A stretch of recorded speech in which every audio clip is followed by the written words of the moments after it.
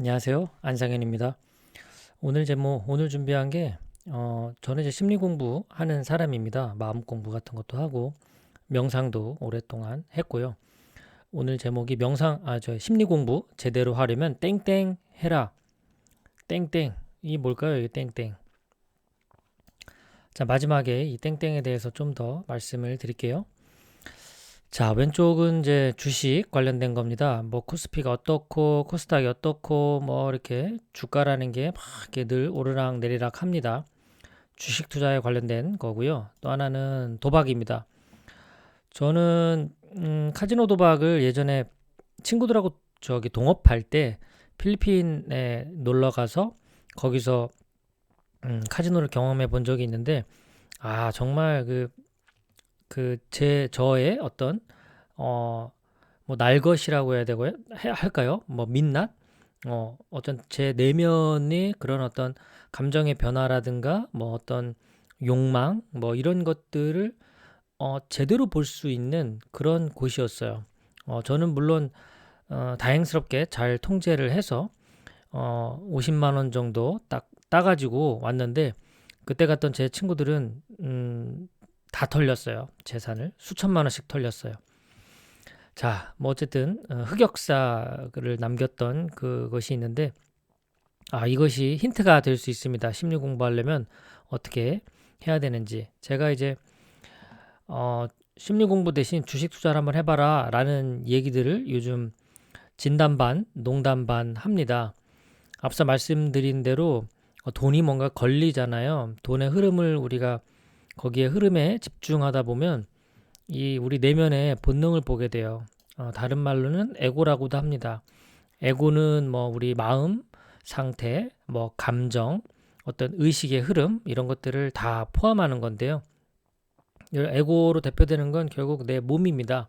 내 육신, 내 이 육체를 갖고 살아가는 데 있어서 어, 강력한 생존 본능 이렇게 보시면 됩니다. 에고는 그러니까 내 몸을 위해서라면 정말 아끼지 않는 그런 희생을 하는 존재가 에고다. 그렇기 때문에 주식 같은 걸 해보거나 도박 같은 걸 해보면 내 안에 감추어진 이 날 것을 보는 공부하기가 너무너무 좋아요. 그러니까 제가 심리 공부 대신 주식을 투자하라든가 도박을 해보라라고 말씀드린 이유는 좀 극단적인 예를 든 건데요. 결국 내 안에 감추어진 날 것을 어떻게 볼 것이냐 이것이 관건이에요. 내 안에 작동되는 날 것들, 본능, 날 것의 가장 밑바탕에는 본능이 도사리고 있거든요. 내 어떤 동기나 뭐 욕구, 어떤 감정, 마음 뭐 이런 것들도 심리 공부하는데 중요하지만 그 단계는 수면 어떤 빙산에서 보면 빙산 그 아래에 낮은 수면 상태라고 보시면 돼요. 근데 그 더 안으로 심해 속으로 들어가기 위해선 이렇게 날 것까지 봐야 되거든요. 그러니까 정말 뭐 망가져 본 사람들, 망가져 본 사람들이 경험을 하죠. 그러니까 망가졌다라는 건 다르게 표현하면 사업이 크게 망하거나 아니면 건강을 잃거나 이렇게 되면 내 날 것을 보게 됩니다. 음, 내 날 것을 보게 되면서 깨닫는 바가 뭔가 있죠. 크죠.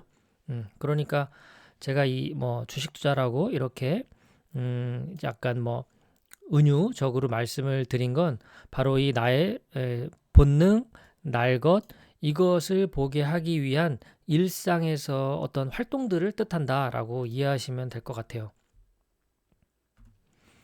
내면을 들여다보게 되면 우리가 좋은 상태는 넘어가겠습니다. 기쁘고 뭐 사랑스럽고 평화롭고 안정되고 뭐 이런 좋은 상태는 뭐 우리 오늘 하루 한번 아침부터 지금까지 한번 잘 살펴보십시오. 우리의 감정이 즐겁고 편안하고 보람되고 충만하고 이런 감정 상태를 얼마나 우리가 느꼈나요? 오늘 하루만 돌아봤을 때. 어제는 어땠을까요? 예. 일상에서 그런 것들을 잘 느끼기가 어려워요. 우리 일상에서는 이런 것들을 더 많이 느껴요. 수치심, 뭐 강력하게는 정말 죽을 만큼 어떤 절망스러운 상태고 가볍게는 그냥 어떤 창피한 정도죠. 부끄러운 정도. 수치심이라고 볼 수가 있고 죄책감. 저 같은 경우 이제 뭐 그 저희 딸아이를 이제 어린이집에 맡기잖아요. 그러면 어린이집에 처음에 맡길 때 정말 이 죄책감 같은 게 들더라고요. 미안하기도 하고 뭐 계속 같이 있어줘야 될 것 같기도 하고. 근데 저도 이제 일을 해야 되는데, 그러니까 어떤 우리가 그리고 부모님 생각하면 또 죄책감 같은 게 또 잘 발동되잖아요. 못 해드리니까, 충분한 어떤 효도를 못 하니까 그런 것들. 그러니까 우리 내면에는 이런 어 이렇게 본능들이 있는 거죠. 수치심, 죄책감, 그리고 뭐 이런 슬픔, 두려움, 분노 이런 것까지. 어, 그나마 뭐 슬픔과 분노는 그래도 잘 드러나니까 다행이죠. 그런데 수치심, 죄책감, 두려움 이런 애들은 잘 안 드러날 수 있어요. 그래서 좀 더 내면을 좀 들여다 봐야 되는데 그 들여다 보기 위한 어떤 장치들이 말하자면 어떤 강력한 한 방이 주식 같은 거, 뭐 돈이 걸려 있다거나 이런 거, 도박같이 이런 것들 앞에서는 이게 우리 날 것이 드러날 수밖에 없거든요. 그래서 강력한 수단이 됩니다. 저도 이제 주식을 2년 전부터 해가지고 지금 계속 꾸준히 한 주 한 주 모아가고 있는 과정에 있는데요. 주식의 어떤 차트, 시세 이게 오르락 내리락 할 때마다 저의 이런 내면들을 봅니다. 어떤 내면에 이런 작동되는 본능들을 보게 돼요. 참 공부를 하기가 좋은 환경이에요. 음. 그래서 주식 투자를 꼭 한번 해보시라고 제가 권해드리는 겁니다. 이 살아있는 심리 공부를 할 수 있거든요. 자, 그러면 이제 우리 에고를 이제 본다는 게 뭐냐? 에고의 작동 원리를 이제 이해하기 위함인데요. 이 어떤 뭐 주식 투자라고 예를 들게요. 이런 상황, 아니면 이제 인간관계나 우리가 살아가면서 우리를 힘들게 하는 상황, 모든 상황들이 다 여기에 해당이 됩니다. 그러면 그런 상황을 겪을 때 그냥 힘들다, 죽겠다 이렇게 하고 넘어갈 게 아니라 심리를 공부하는 사람이라면 이때가 기회거든요. 이때 들여다봐야 됩니다. 자, 에고가 내 안에서 어떻게 작동하는지 보셔야 돼요. 같은 상황인데도 에고가 작동 원리가 서로 다릅니다.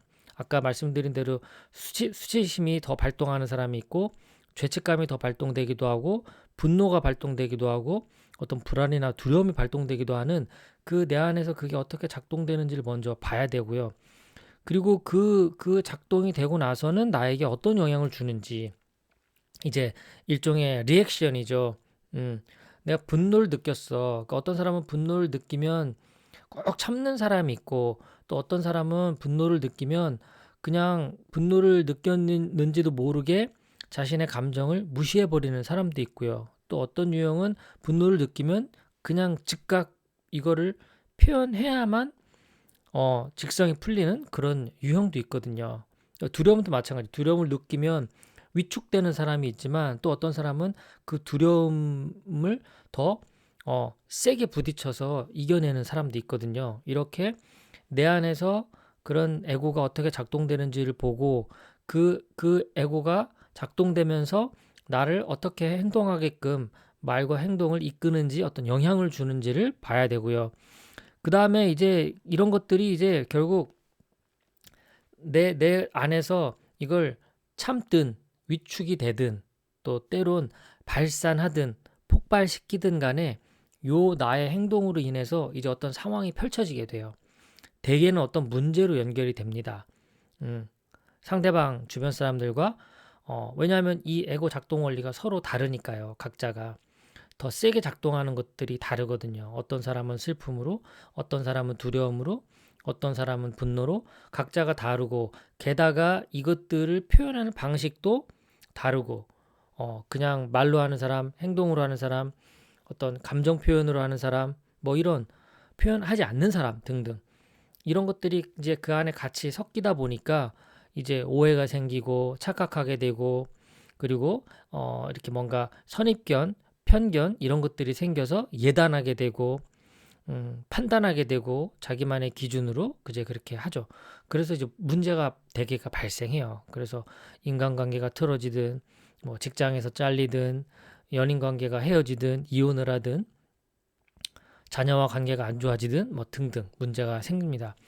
이렇게 내 안에서 어떻게 작동해서 나에게 어떤 영향을 주어서 또 무슨 문제가 발생하는지까지 보면서 이것을 싹 다 관찰해야만 우리 심리 공부가 제대로 되는 거거든요. 그렇기 때문에 주식 투자라고 제가 은유적으로 말씀드렸지만 일상에서 이런 것들이 벌어질 때마다 이런 것들을 잘 봐야 그래야 심리 공부를 통해서 우리가 좀 더 그 편안한 삶을 꾸려갈 수가 있는 겁니다. 자, 그래서 우리 심리 공부를 한다는 것 자체가 이런 것들의 반복이라고 보시면 됩니다. 우리는 늘 불안한 존재라는 거예요. 이 불안을 떨칠 수 없어요. 그리고 우리는 늘 부족합니다. 완벽할 수 없어요. 완전할 수 없어요. 이걸 빨리 받아들여야 돼요. 내 상태를 적극적으로 인정하고 수용하는 단계가 첫 번째 단계입니다. 심리 공부를 해서 그 안에 들여다보면서 욕구가 어떻고, 감정이 어떻고, 동기가 어떻고, 욕망이 어떻고, 본능이 어떻고, 이런 것들을 뭐 계속 이론적으로만 공부할 게 아니라 이런 거 발견할 때마다 빨리빨리 인정하고 수용해야 돼요. 나 그런 사람 맞아. 나 그런 상태야. 나 지금 그런 상태야. 라는 것을 인정해야만 그래야 그 다음 뭔가를 할 수가 있거든요. 이게 그림자죠, 전부 다. 이런 부족함도 그림자, 불안도 그림자, 이 그림자를 이제 끌어안는 연습을 하는 거예요. 동시에 이 그림자 너머에 빛이 있다라는 이걸 또 잊으면 안 됩니다. 항상 우리가 불안하고 부족함만 느끼는 상태는 아니에요. 가끔씩은 뭐랄까요, 종교 활동하는 분들은 어떤 종교적인 행사 과정에서 어떤 충만함을 느끼거든요.